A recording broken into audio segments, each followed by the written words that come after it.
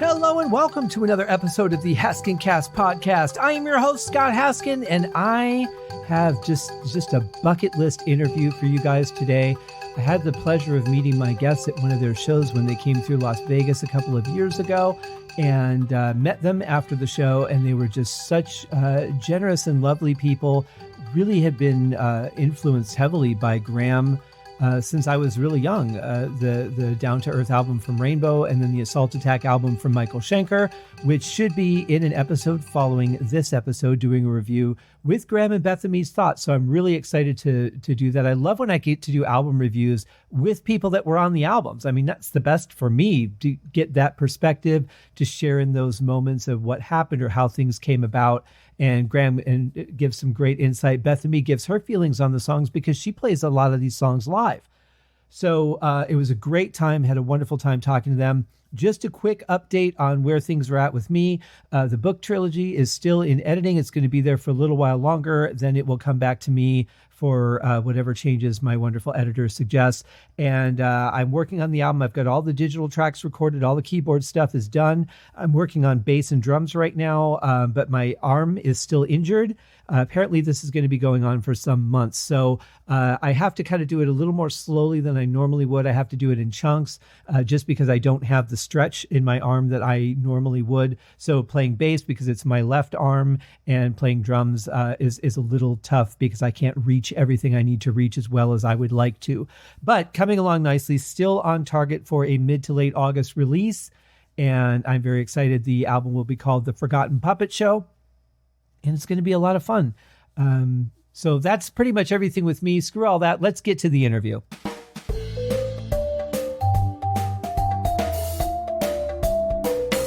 All right, ladies and gentlemen, today is just a bucket list day for me. I've been wanting to do this interview for the last couple of years with these two just amazing artists and really wonderful people. And I'd like to welcome to the show Graham Bonnet and Beth-Ami Heavenstone. How are you guys? Hey, we're doing good. So far, so good. Don't spoil our day. So tell me everything you ever did wrong. No. I will. Absolutely. Oh. We one of the ways that we connected was that I happened to be watching an episode of Orange is the New Black for some reason. And I heard this song and I'm like, I know this song. And you know that moment where you recognize it, but you can't place it. And then at some point I went, that's Night Games.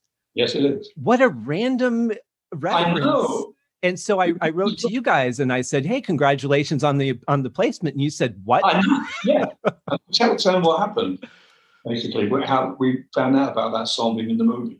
Wasn't it through Freddie, or was it you that was watching the somebody, show? Was it you that told me? Yeah. Oh, yeah, it was somebody who wrote to me and they said, like, hey, congrats. And that was you. Okay. Mm-hmm. Oh, right. And I was like, what are you talking about? Yeah. Yeah, I mean, what an honor to be on that show, for one. But I thought, oh, crap, I didn't write the bloody thing. It's written by another guy, but that is me, yes. It's a surprise. But you're recognized for the song. That was my single in England that went into the top 10 or whatever when it first came out. Mm-hmm. And it was released in Europe as well, but never here until Orange is the... What's it called? Orange is the New Black. Yeah. I don't watch the show, but I did that one time because I wanted to hear if it was me and not a cover or something. Right, because that's very common that they'll do reversions of it so that they don't have to pay the performance royalties. Right, exactly. Right. Or can't get the rights.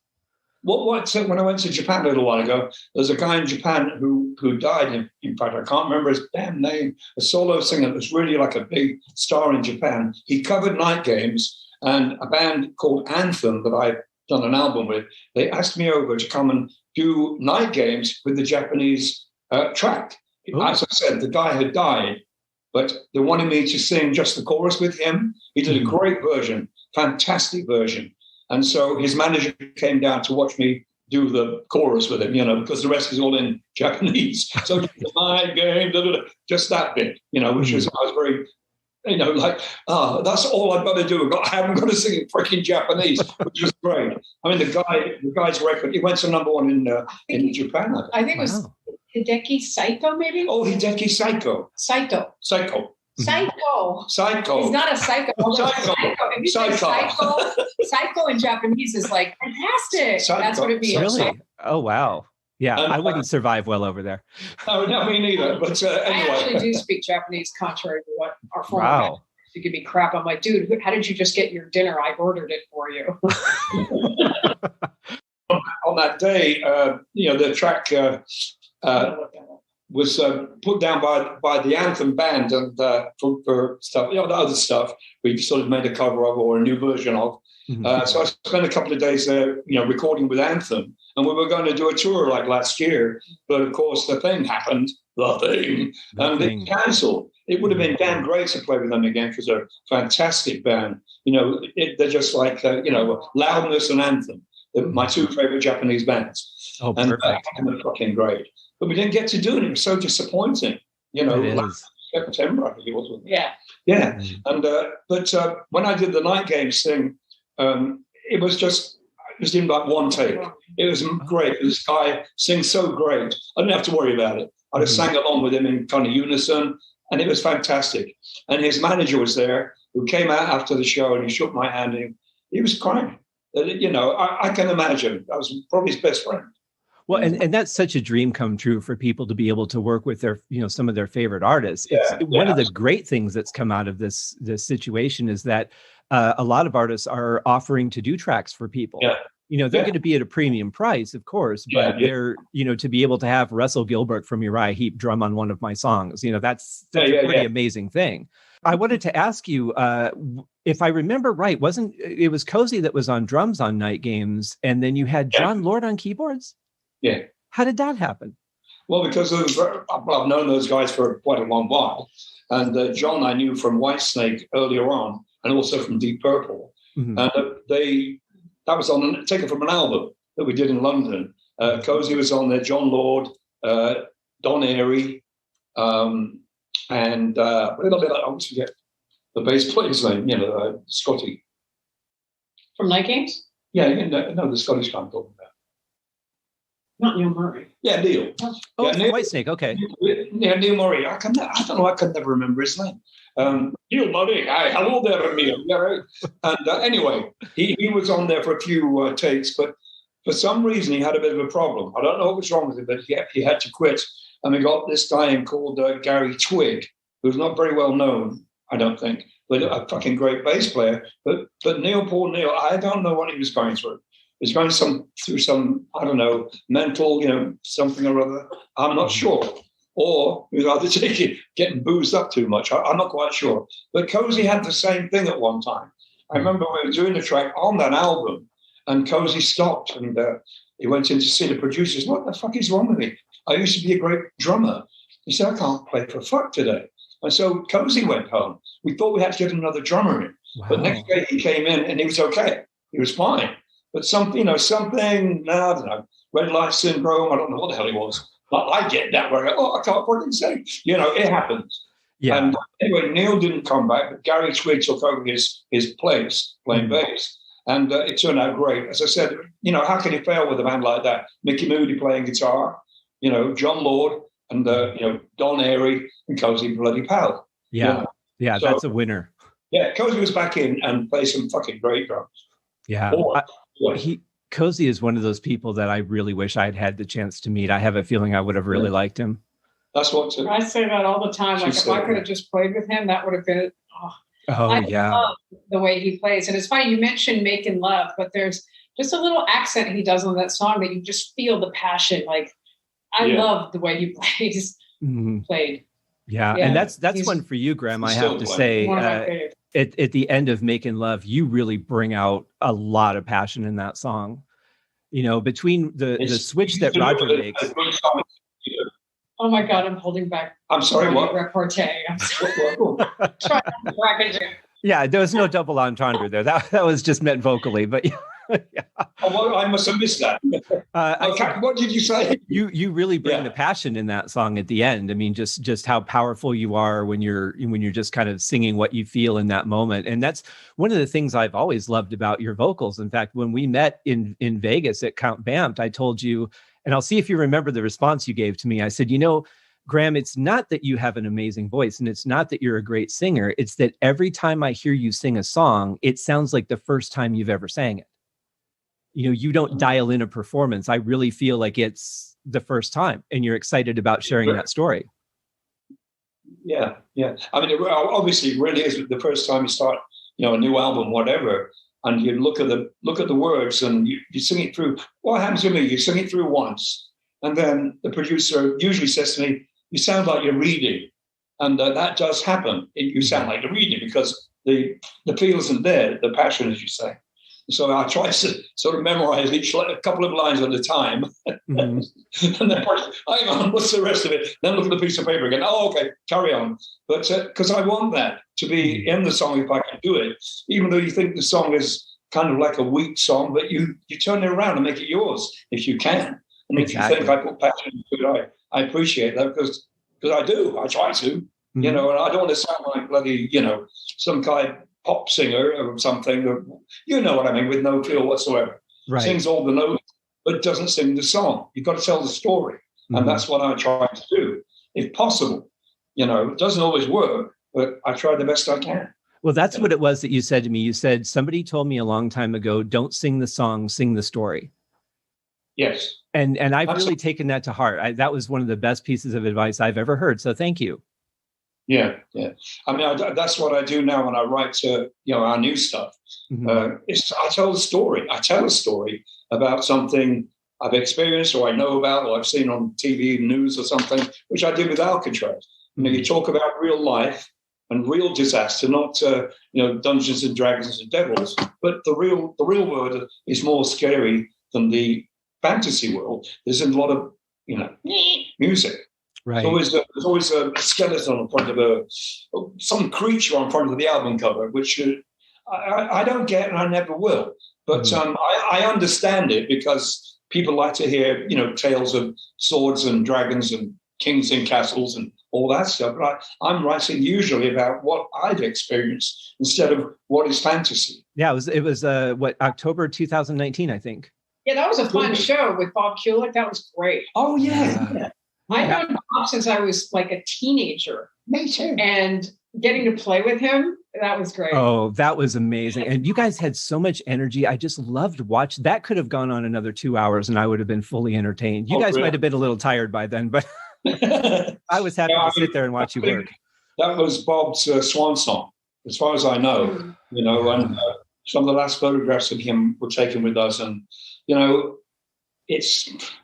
we've lost so many people that we love, so many people that we hate too, with this fucking disease that's going around, this virus. But Bob it was another thing with Bob. It wasn't the virus. We had a similar doctor, and he said, I'm not breaking confidentiality because he's passed away, but he said it wasn't like a drug overdose or anything like that. It was natural causes. It was his heart.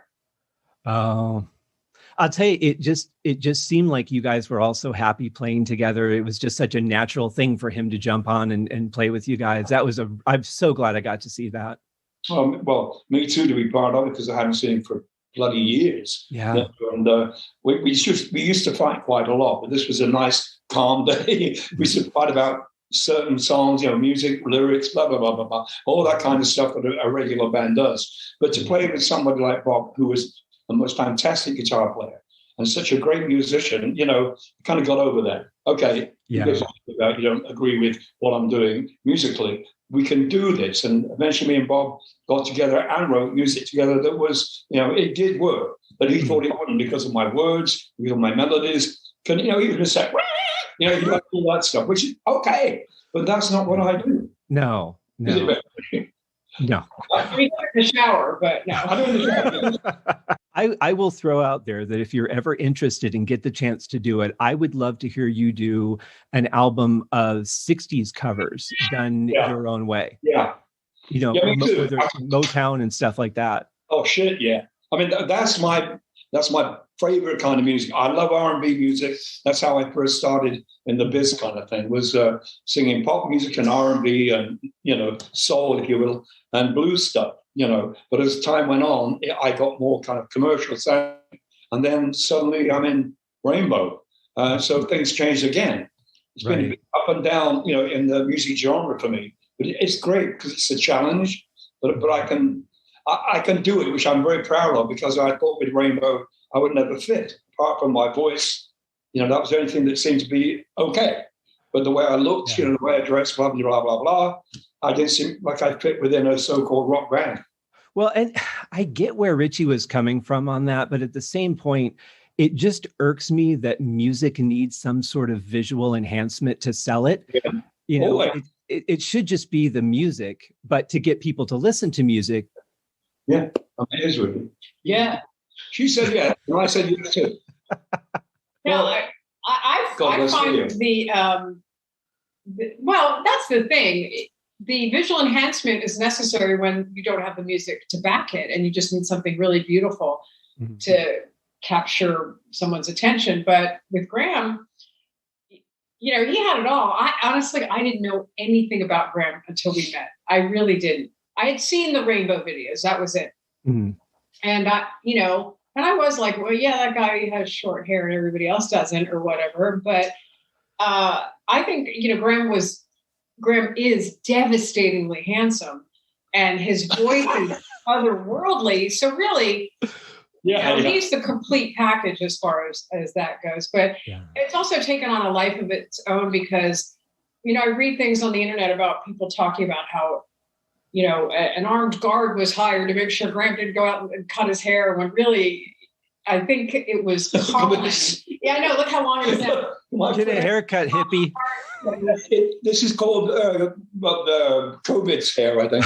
I didn't go to a hairdresser because I was scared shitless about getting the thing. The Rona. Yeah. Well, when we first went into lockdown, I was scheduled to move less than a month later. So when I'm thinking about, I'm renting a truck, I don't know who's cleaned it. I don't know who's cleaned the apartment I'm moving into. I don't know the people that are moving my boxes. Exactly. It's really scary because this is when it first started. Yeah, that's exactly what I'm talking about. So I can't go to anybody who's going to be touching my head. I can do now, but I just haven't bothered to go and get, always wearing a mask. I would usually have a beard as well, which is kind of horrible. But anyway, I was doing, what I was doing when it first happened.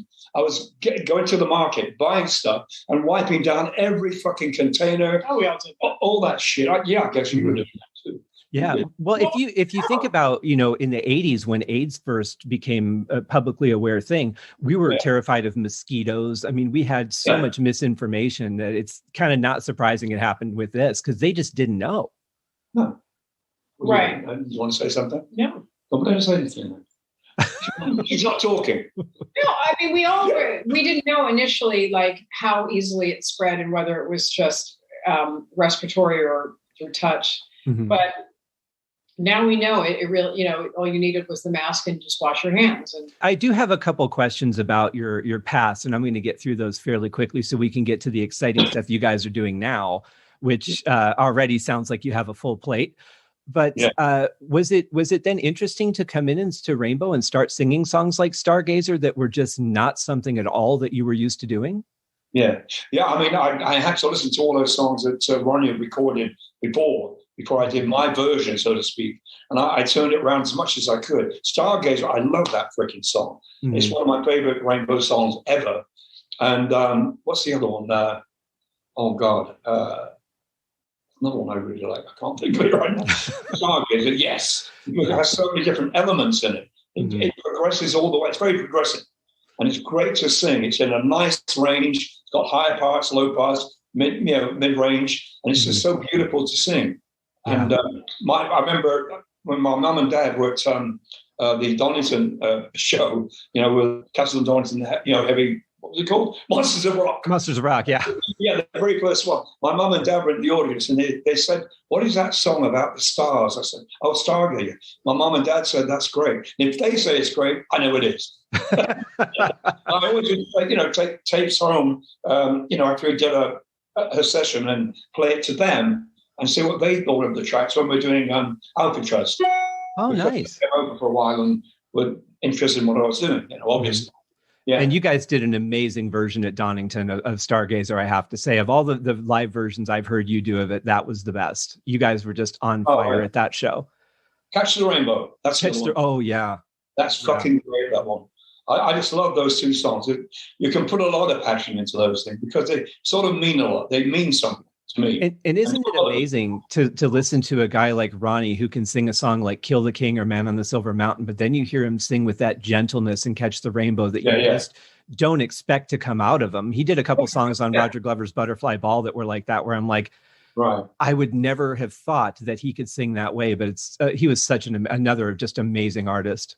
Yeah, he was. I mean, he wrote the bloody song, for Christ's sake. Mm-hmm. It's perfect because of all those different elements. It's a challenge for a singer, but it makes it more interesting. You know, I don't have to go, I'm trying to do that all the bloody time. I can say, nice and smooth and gentle and meaningful. You know, that's when emotion comes into a song. When you're not just screaming and show how many high notes you can do. That's not what music is. You know, if I hear some of that on the new Alcatraz album, I'm going to call you out on it. Yeah, probably you will. All right, sorry. Fair enough. So, when you joined Rainbow, though, you weren't a lyricist yet. Is that right?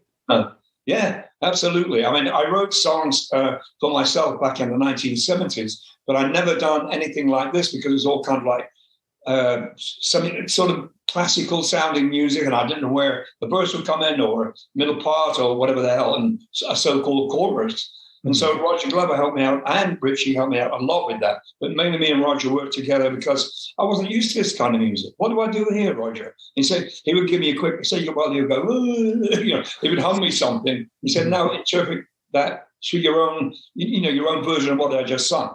Right. And so that's what I would do. Is basically Roger would sort of semi-demo it for me, and he said, now take it where you will. And that's what we did. That's how we did it. But, you know, it took me 2 or 3 songs, and then I thought, I know what's happening now. I got used to it. Used to it. Sure. Well, when I make up a tune, it's usually with my guitar, and I know exactly what I'm going to do, where it's going to go, blah, blah, blah, all the different sections. But this has so much bloody so-called orchestration in the music. It was like, bloody hell, do you need a vocal on this at all? You know? Right. Yeah. By itself. Well, I can't argue with the way it came about because it's one of my all-time favorite albums. I mean, I don't like to play those desert album games and things, but if I had to, that would be one of the ones that would absolutely be on my iPod. I mean, until I ran out of batteries. But Beth-Ami, what was it like for you to learn the bass parts to do some of those songs live from Down to Earth? Some were challenging. Some were very, oh my God, Eyes of the World, very challenging. Just, you know, because of octaves, and I have little tiny hands. But it was beautiful. I mean, the whole experience was beautiful because I wasn't familiar with the material. Graham and I hadn't been working together very long. And initially we were just friends and we were just working together. So during the process of learning this material and putting together our band, we sort of realized that, you know, our feelings for each other had shifted and were, you know, so it sort of like, it fell in love to that album in a way. Sure. Yeah. What a thing to say. No, it's great. I was using. No, yeah. I think Roger is kind of an underrated bass player. I think that I say that all the time. Yeah. You asked Beth. His feel is so beautiful because we, you know, especially in this genre of music, it's become a game of how quick can you move your fingers? You know, like that neoclassical guitar. And I'm not knocking it because it can be amazing, but it can also just sound like background noise depending on who's doing it. But also even with the bass, people started playing the bass like a guitar. Frustrated guitar players took up the bass and made that into a different sort of instrument. But for me, it's not what notes you play, it's where you play them rhythmically. And I always tell people that I intuit music in 3 places, either in the head, which is not good, in the heart, which is nice, or in the crotch, which is really good. That's where you want to feel the bass, you know? So I will talk about people to go, oh, he's a crotch player, like John Paul Jones, crotch player, because and I'm not being lascivious, but as human beings, we feel different sensations for different reasons. So if music can ignite your soul and your crotch. Your crotch. Yeah. So I agree. I find that when I'm writing, if I'm sitting at a keyboard if I'm wiggling around while I'm playing the music, it means that there's something especially good about that music to my ear, because it's making me feel that, It's speaking to your inner caveman, Mm-hmm. Yeah. I mean, look at Tori Amos. She's a perfect example. I mean, she wiggles around on that piano bench like she's got a fish in her pants. And she's so into what she's feeling, Okay, I just have to say, as a woman, that's the last thing you want to hear. I would think so, yeah, especially if it's still alive. Yeah. Our last guitar player, I had bought this stage clothing that looked amazing, but it was treated with flame retardant, so it did the first few times until you really washed it. It had an odor like fish, and we got on the stage in Tokyo, and I've been moving around like a maniac. I said to our manager, I said, do you want me to play well, or do you want me to put on a show? He said, put on a show. We can edit it later. Don't worry about you sound like, just look good. So I was all over the place, jumping off the drum riser and shit. Anyway, I was sweating, and I got off stage, and I smelled like a sardine can. It was freaking awful. I was mortified. And I said to my guitar player, I'm like, do my pants smell like fish? He was like, yeah, fish pants. Fish pants. He started calling me that. Like, no. Oh, wow. I didn't mean to hit a nerve. I know, it's okay. I'm very confident. Don't worry. Yeah. Oh, good. Okay. Well, I have to say, having seen you guys perform as the Grand Bonnet Band, it was such an incredibly enjoyable show, because you guys were in it the whole time. I didn't feel like there was any point where you lost focus, or you were like, okay, I can't wait till we finish this song. You were engaged the entire show. And I loved that. It really drew me in. Aside from the fantastic performances, there was just a connection that I felt you guys were feeling with the music that really made it a special show for me, because I don't always get that. No matter how good a band performs, right? There's a difference. Absolutely. That's cool. That's a tremendous compliment.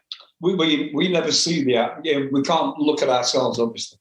It's when I hear an opinion like that, it's like, really? Because you don't realize what you're doing, right.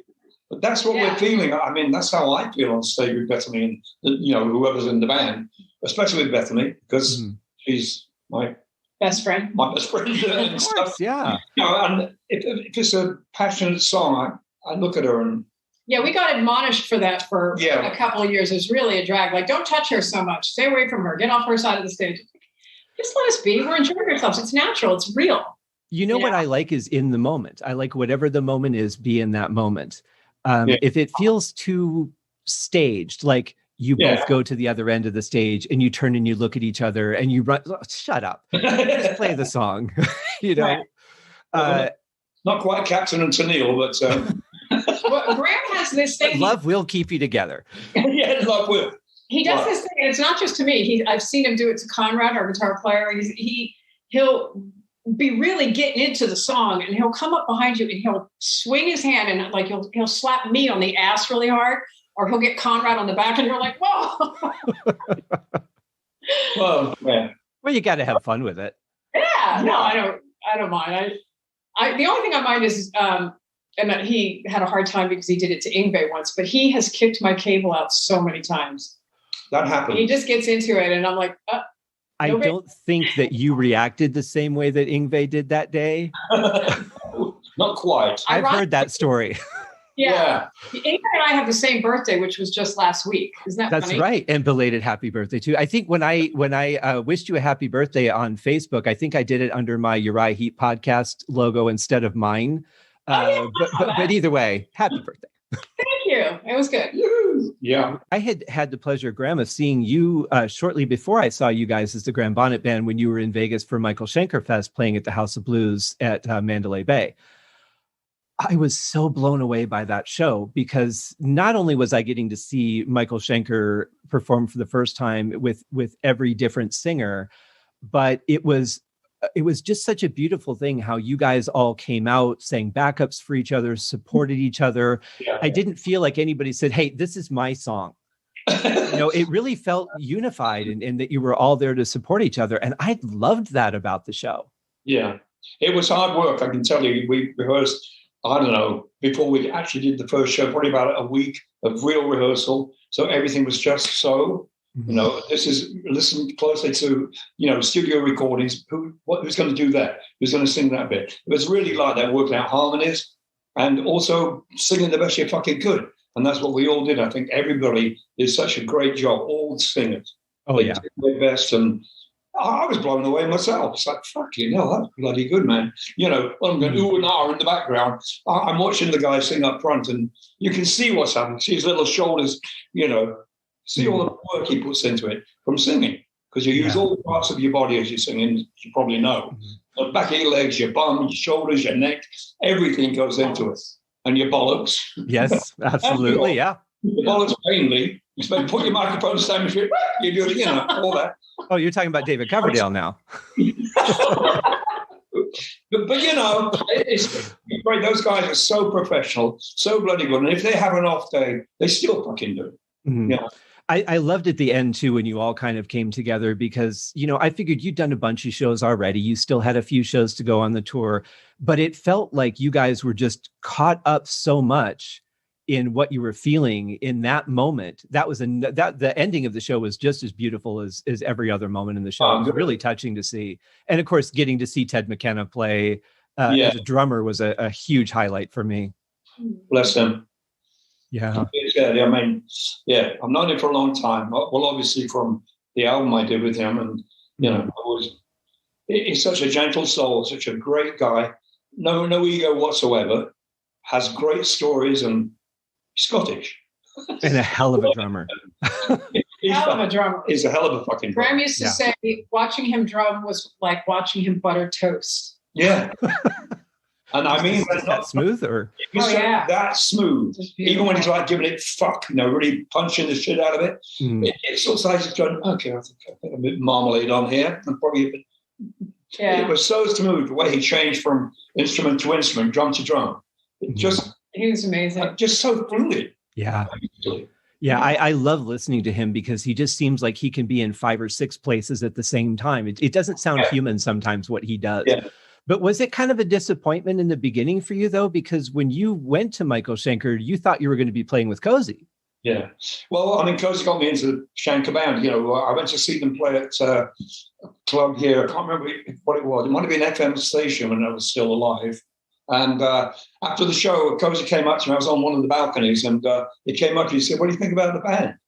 I said, "Fucking great," because I didn't know who Michael Schenker was. Cozy told me about he joined this band with a guy from Germany called Michael Schenker. I had no idea about UFO, etc., and all that, you know, Scorpion connection. I didn't know, because I don't listen to that music very much myself. You know, I play it, but I don't want to hear. I want to hear something different. So anyway, he came up and he said, "What do you think?" I said, "Fucking amazing." I said, "What a player." And I said, "Cozy, you were just, you know, the best." And he said, "Well, how do you feel about joining the band then?" I said, "Well, why? You have Gary singing. What for?" He said, "Well, I think he's going to go." What do you mean he's going to go? It was basically, they made him go. I think, you know, I'm not sure about that. But I think he probably had enough, or they'd had enough of each other. But he was gone. And then before I knew it, Michael was sending me tapes. Remember those folks? Oh, yeah. Cassettes. Mm-hmm. He's sending me tapes with the tracks on them to write words and melodies to.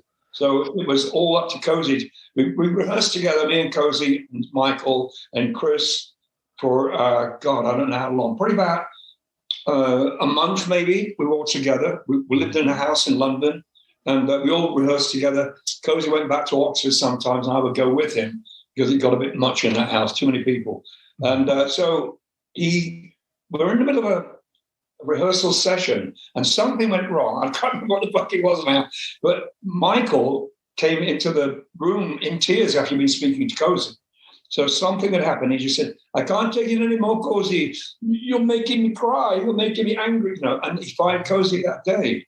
Wow. I thought it was a bit of a shit. I was ready to go then during rehearsals because my best friend was going, being fired. Right. But then Ted came in when we went over to Switzerland to actually put the tracks down. He'd heard all the tracks at home. Then when he came in, I remember we put him in the stairwell of the chateau, and the fucking drum sound was amazing.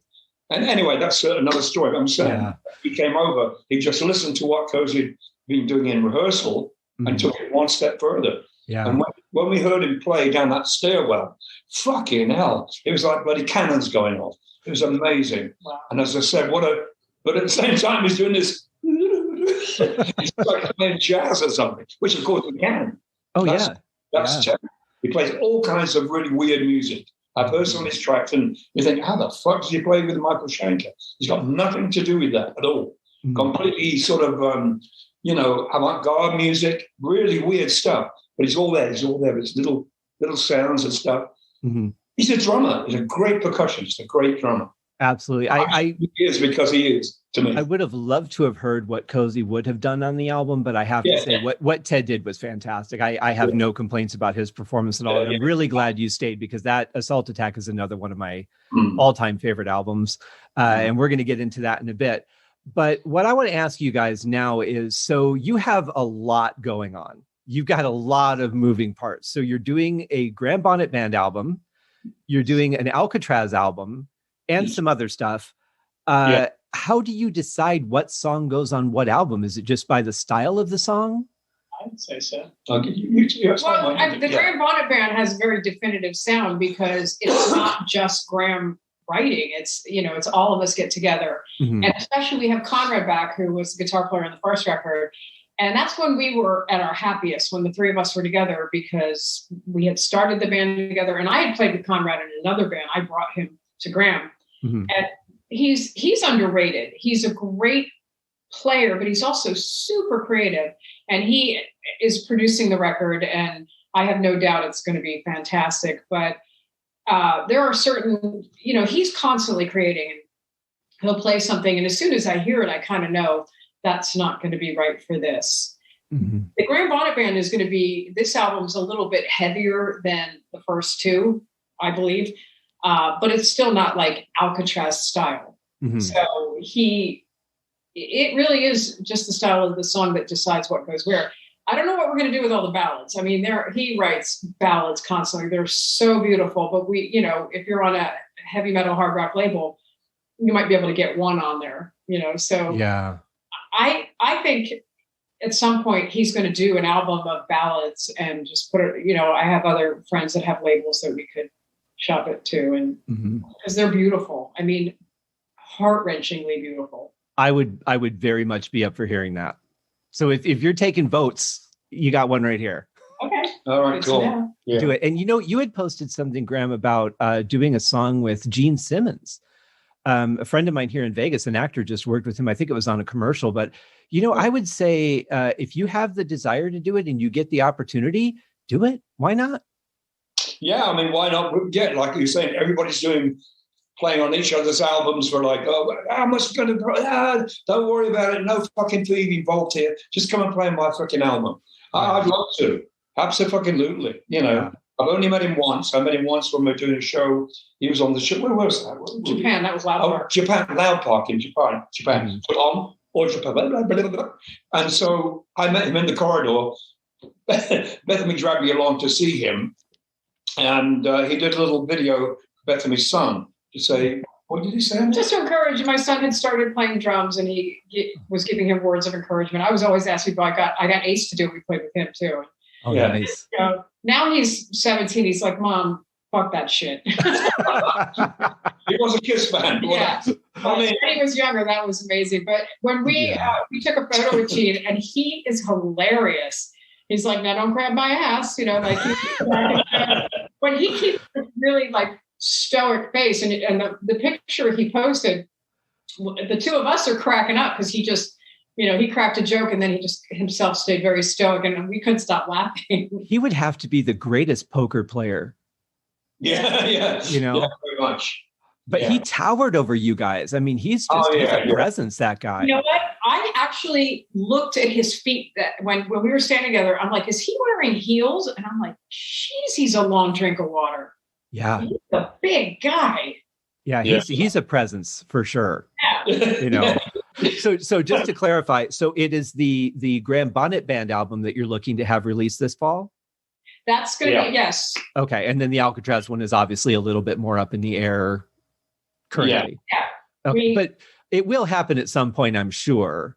Yes. No matter what. I mean, no matter what, because the trademark fight's going to go on for a while. So there's either going to be a cease and desist where none of us can use it, or both of them will use it. I shouldn't say us, because he wants me to be part of that project, but I feel like that muddies the water because I'm in the Grand Bonnet band and you want it to be two separate projects. He just wants to keep me around, but I said I'll be the tour manager. Yeah, I also want to keep Conrad in as well. But you can't do that. Otherwise, it's not two different bands. I know, but I just wanted maybe to have a different look at what Alcatraz is or was. Instead of having a keyboard player, have two guitar players, just to make it different. And have her play because she's a woman and people like her anyway. Oh, yeah. Love her. Once again, the boobs get the job. And the boobs get the job. That's how I do it. Yeah. I noticed that. I'm almost up to an A cup now. It's getting good. Doesn't everybody take something out or other? Yes. No, that's just you. Right? It's another story. Thank you very much. Right. But yeah, it's. I'm hoping for the best for you guys. But the most important thing is that one way or another, the music comes out. I'm sure it will happen one way or another. What we have going now, I think it's going to be very pleasing to people who liked the first Graham Bonnet album. They'll like this too because again, Conrad is involved. He's a very musical guy, and he's amazing. Really got all that production thing together in his head, and he's a great. He writes great songs, great sort of rock songs, I guess you'd call them. But he's super detail oriented too, so he's always thinking of little things like, "Hey, what if we?" And he'll pick an unusual instrument. Like his arrangement ideas are very cool. Yeah, that's nice. That's what I like. Like on the Alcatraz album I did with the last one I did with that lot. I decided that we should have the ballad done with horns. Horns, and nothing else. Not drums, no guitars strumming away, but just like a Salvation Army band. You sit in the street at Christmas. You're talking about, is it Tony? For Tony, yeah. Tony, yeah. I got to tell you, I have a hard time listening to that song. And not because it's not a beautiful song, because it is, but because it's a beautiful song. It's one of those ones that just reaches right through my rib cage and just squeezes my heart. And it's tough to listen to because of that. But that's the sign of incredible songwriting and performance. If you can touch me in that way, then you've really found a way to reach me. And I can't imagine anyone with any kind of soul hearing that song and not just being completely overcome by it. Thank you. That's why. In the first place, I thought, well, we're not going to do this as a fucking heavy metal band. It's not going to be like that. What reminds me of my brother?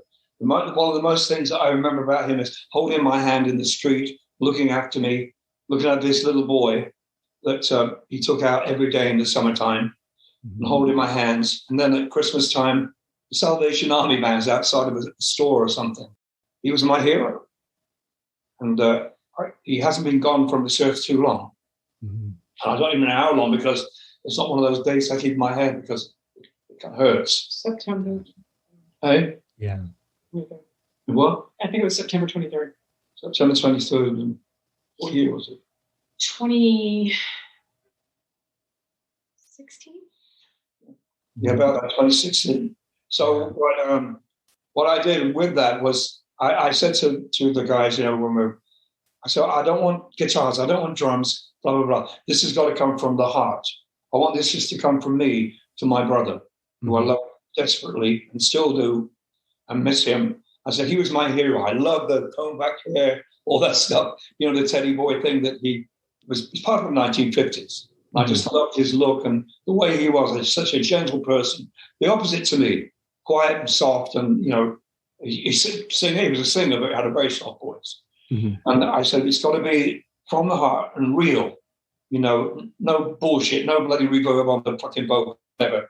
I want this just to be me. And I did it one time. I said, I can't do that again. I sang it once. And if there's mistakes in there, I don't care.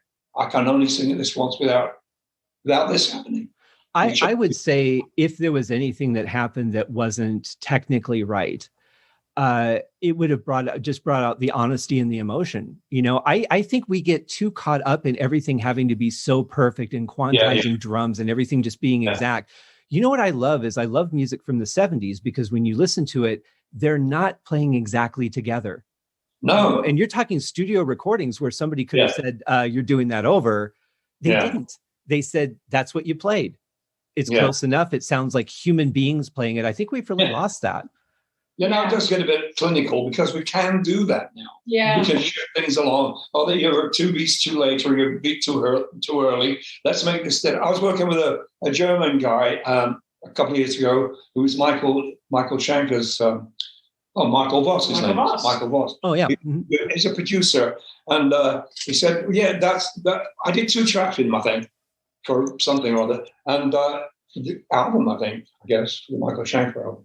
And he said to me, don't worry, Graham, everything's going to be fine. I said, is that, do you think I'm done then? He said, yes, I'll make it dead on the beat. It'll be right on the one. Said, very Germanic, on the one, every verse. Not holding back like Cozy would. He would hold the song back. Right, and a singer does. You don't go, it's not sort of yummy, yummy, yummy, I got love in my tummy. And it's not like that. Exactly. It's not like that. It's, it's that what's one and a bit. Mm-hmm. And but he said, don't worry, Graham, it's going to be on the one, very German-like. And he changed it around a bit, but I think it was okay. But that sounds awful.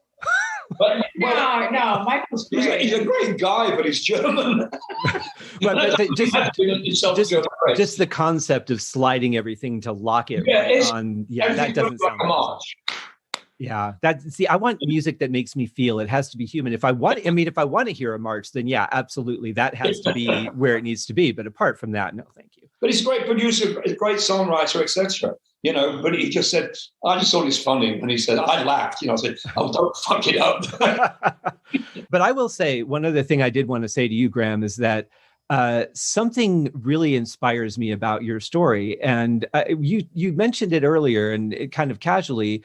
And I think about this with a lot of artists. David Coverdale is another one where just one simple decision completely changed the course of your life. Mm. When you auditioned for Rainbow, you said, it's not really my thing. Yeah. I don't want to do it. And from what I understand, it was your manager that kind of maybe saw a couple of dollar signs and talked you into it. But your choice to do it changed everything for you. Mm. It did. Yeah, no doubt, and it changed also, not to be ego tripping here, but it changed everything for Rainbow because suddenly they were on the radio with this pop song, which the band tried to make it a little heavier. I mean, I think I love that. That version of Since You've Been Gone. Not because I'm singing it, but the way it was played. It was played with anger because they want to get the fucking track over with. Well, if I understand right, Cozy said he wouldn't play it again after that. Is that right? Absolutely. He hated it. And when I heard the title, because when we were recording, I remember people walking around the studio and people going, are we doing that song, Since You've Been Gone? And I thought, Since You've Been Gone, must be a bluesy. Since You've Been Gone. It sounded like some kind of a, bluesy tune. Right, yeah. And when I heard the track from a girl band called Clout, they did a version of it. I never heard Russ Ballard's version. But I heard this, like, what the fuck? How can this be changed around to suit the band Rainbow, who was so-called heavy rock? Yeah. Because it was like Wow. Instead of whoa, instead of the whoa-whoas, it was do, which is very sort of jolly and gay, Yeah. But it was so anyway, as I said, I think the band played it with anger. Roger played it with sincerity because he knew it would do something for the band. Right. And so our manager, Bruce Payne, he knew too.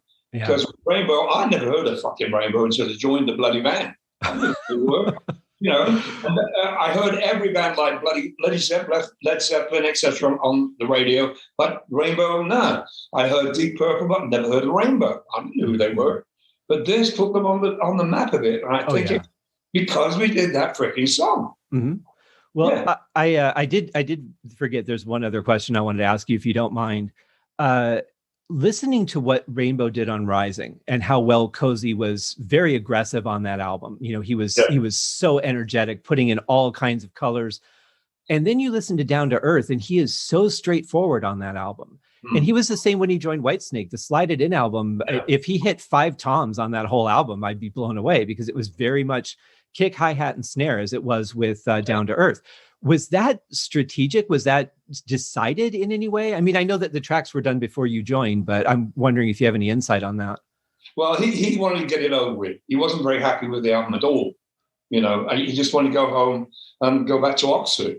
And when he'd done his drum tracks, which took him, you know, whatever, not very long, you know, a couple of minutes. And it took a while. You know, let's say it was a week for every freaking song, different versions, etc. And as soon as he was done, I remember getting in his Mercedes with a Mars bar in his hand and going, the window goes, right, see you cunts later. You know? And he went to get catch a plane and fuck off, you know, back to Oxford. But then after the album was done, when all the vocals and all the great bass parts were put down, etc., and Richie did his playing and Don, I mean, Cozy came to my house one after it was done. And he said, have you heard the album yet? I said, yeah, Roger brought me a copy. He said, you fucking saved it, man. He said, it's fucking... And that's when I fell in love with Cozy. He said, will you marry me? But what a compliment from what a great musician. Because I thought it was okay, but I didn't think it was going to have the reception it received eventually. I mean, as I said, Since You've Been Gone, Rainbow, everybody knows it. Right. I mean, I didn't like the song particularly, but because it wasn't like the other stuff, you know, Lost in Hollywood, I love that.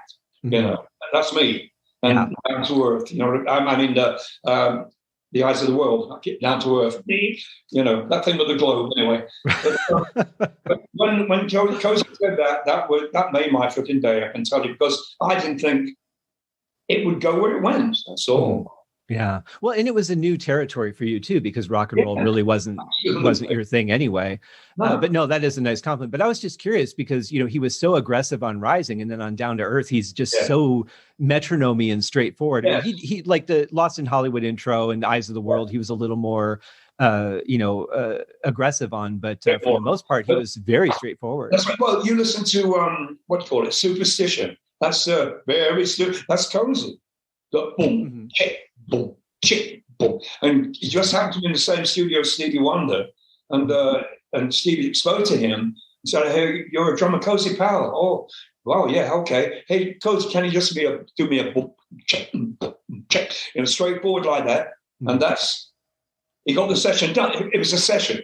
So he had to do it quickly. So no fucking about. Yeah. Boom, chick, you know. You know what I'm talking about. Oh, yeah. Very straight, very session player-ish. And that's what he did on this Rainbow album, I think, because he wanted to go home. Yeah, well, it worked. You know, and maybe for that style of music, it was for the best, because if the drumming would have been too aggressive, you know, it would have lost the audience. He did, you know, those little symbol things. It's like, that's Cozy Powell. Yeah. You know? Oh, yeah. He's definitely a recognizable. If you hear it, there's a good chance you'll know it's him. Yeah. She loves it. Yeah. Well, you know that. I just wish she could have met him too. Same here. I just met him, played with him. Yeah. I just want to say thank you guys so much. I appreciate you taking so much of your time to spend with me today. I've been wanting to do this for a while, and I'm glad we were finally able to. So from the bottom of my heart, thank you guys both. Oh, you're welcome. Thank you. Welcome. Yeah. Thank you.